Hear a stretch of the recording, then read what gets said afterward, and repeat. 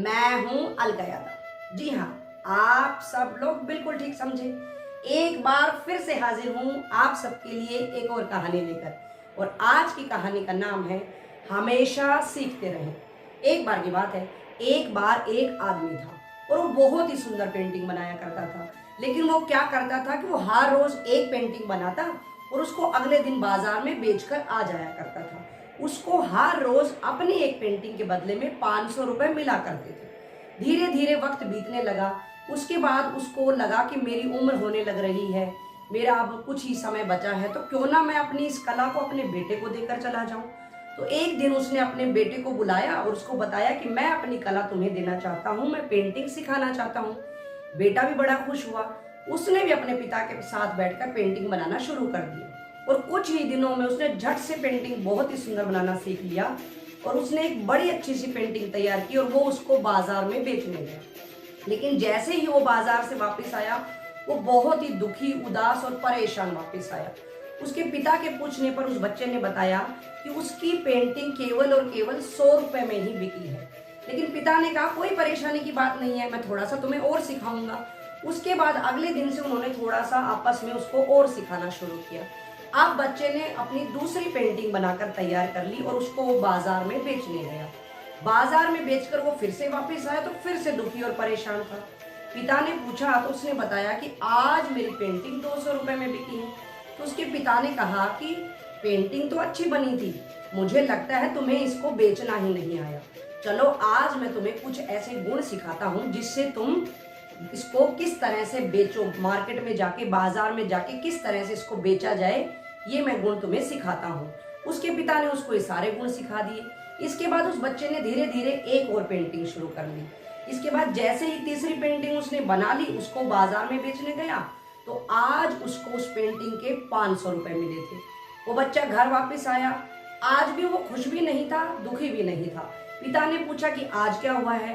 तब बच्चे ने कहा कि नहीं, आज भी मजा नहीं आया, केवल और केवल 500 रुपए ही मिले हैं, मुझे तो बिल्कुल अच्छा नहीं लगा। उसके पिता ने कहा कि कोई बात नहीं, चलो मैं तुम्हें 700 रुपए की पेंटिंग बनाना सिखाता हूँ। उसके पिता ने उसको अच्छी सी पेंटिंग बनानी और सिखा दी कि किस तरह से कौन से रंगों का कहाँ पर इस्तेमाल किया जाता है, किस तरह से किस पेंटिंग को हम कैसे बनाएं, सबसे पहले क्या सोचा जाता है। इस तरह की बारीकियां बताकर उसके पिता ने एक और पेंटिंग बनाना उसको बताया। तो अब उस बेटे ने एक और अच्छी सी पेंटिंग तैयार की और वो उसको बाजार में बेचने गया। अब वहां पर उस दिन उसको बाजार से जो भी रुपए मिले झट से उनको घर लेकर आया। बहुत ही खुश वो आया और उसके पिता ने पूछा कि आज क्या हुआ। तो उस बच्चे ने कहा कि आज मेरी पेंटिंग 700 रुपए में बिकी है और आज मैं बहुत ही ज्यादा खुश हूँ। पिता भी बहुत ज्यादा खुश हो गए और खुशी खुशी में अचानक ही वो बोल पड़े कि चलो आज मैं तुम्हें 1000 रुपए की पेंटिंग बनाना सिखाता हूँ। तो इसके बाद सिर्फ इतना सुनना था कि वो लड़का गुस्से से भर गया और उसने कहा आप मुझे सिखाओगे 1000 रुपए की पेंटिंग बनाना?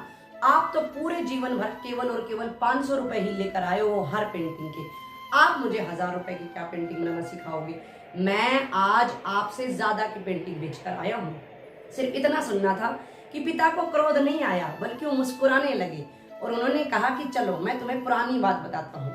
तुम्हारे दादाजी ने अपनी कला ये मुझे सिखाई थी और शुरू में मेरी भी पेंटिंग तुम्हारी ही तरह बनती थी और मेरे पिताजी यानी कि तुम्हारे दादाजी 300 रुपए में पेंटिंग बेचा करते थे और एक दिन मैं 300 से ज्यादा की पेंटिंग बेचकर आया तो दादाजी ने मुझे कहा कि मैं तुझे 500 रुपए की पेंटिंग बनाना सिखाता हूँ। तो उस दिन मैंने वो 500 रुपए की सीख ली। उसके बाद मैं बड़ा खुश हुआ था। फिर तुम्हारे दादाजी ने एक दिन मुझे बोला कि चलो मैं तुम्हें अब 700 रुपए की पेंटिंग बनाना सिखाता हूँ। तो उस दिन मैंने तुम्हारे दादाजी को बिल्कुल तुम्हारे वाला ही उत्तर दिया था कि आप मुझे सिखाओगे, आप तो खुद 300 की बेचते हो, आप मुझे क्या सिखाओगे? तो इस तरह से मैंने तुम्हारे दादाजी से अगली पेंटिंग बनाना नहीं सीखा और तब से लेकर आज तक मैं केवल और केवल 500 रुपए पर ही अटका हुआ हूँ। यानी कि कहने का मतलब यह है कि मैंने जैसे ही कुछ सीख लिया था उसके आगे मैं नहीं बढ़ा, सीखना मैंने बंद कर दिया।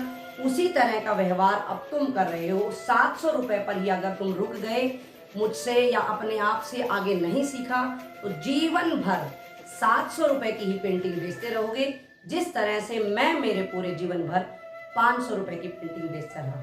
तो देखा बच्चों और दोस्तों, कहानी भले ही छोटी सी है, लेकिन ये कि बहुत बड़ी सीख देकर जाती है कि हम चाहे कितना ही बड़ा पद क्यों ना ले लें, कितनी ही बड़ी नौकरी क्यों ना ले लें, कितनी ही बड़ी शिक्षा क्यों ना हासिल कर लें, जिस दिन हमने सीखना बंद कर दिया, हमारा विकास उसी दिन रुक जाएगा।